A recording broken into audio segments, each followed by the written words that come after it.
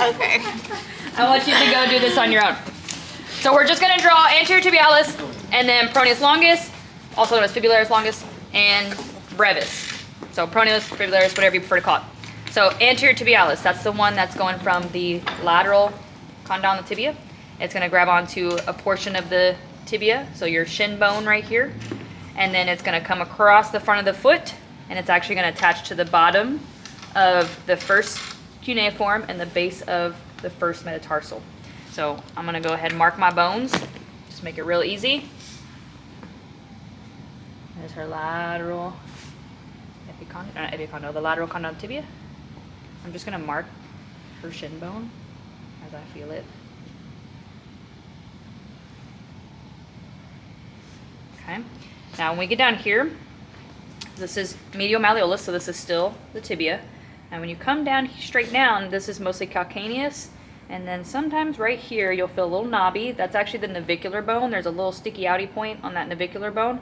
So just down from that is gonna be that first cuneiform and the base of that first metatarsal, this long bone right here on the big toe.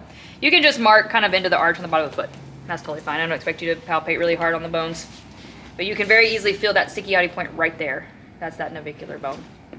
And that's where you can kind of orient yourself. So the other bony landmarks we need, head of the fibula.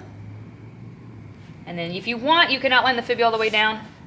You also just know about where it's at because that lateral malleolus is the bottom of that fibula bone. Fibula. We'll do our anterior tib in red. So, no little cheat sheet. Go ahead, dorsiflex, and then turn your foot in. Now I can palpate. So I can quite literally feel the belly of the muscle. Now the problem is go ahead, relax. You have extensor hallucis longus behind it and extensor digitorum longus behind it as well.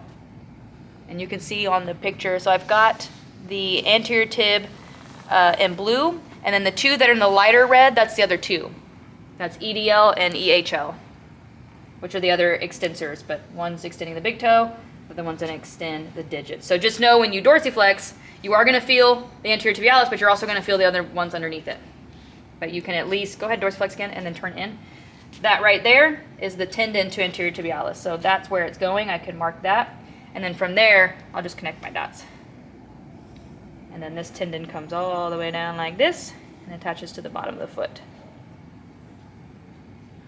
And then give your muscle some life. There's anterior tibialis. Go ahead, roll to the side for me. Yeah, I know it's hard, it's probably a little bit uncomfortable. We'll do fibularis longus next.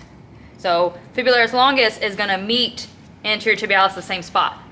So, but it's gonna come around this lateral malleolus. So it's starting at the fibular head, and it's gonna attach to pretty much the whole fibula, and then its tendon comes around this little bone right here. It's gonna scoop down to the bottom of the foot, and then meet your same attachment site for your anterior pectoralis. So this is what sometimes people will call the stirrup, because these tendons come together and meet at the bottom of the foot to make a stirrup.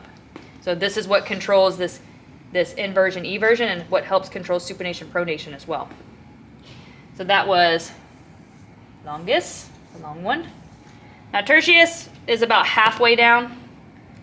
So I'm just gonna draw it a little bit smaller. I'm not tertius, brevis.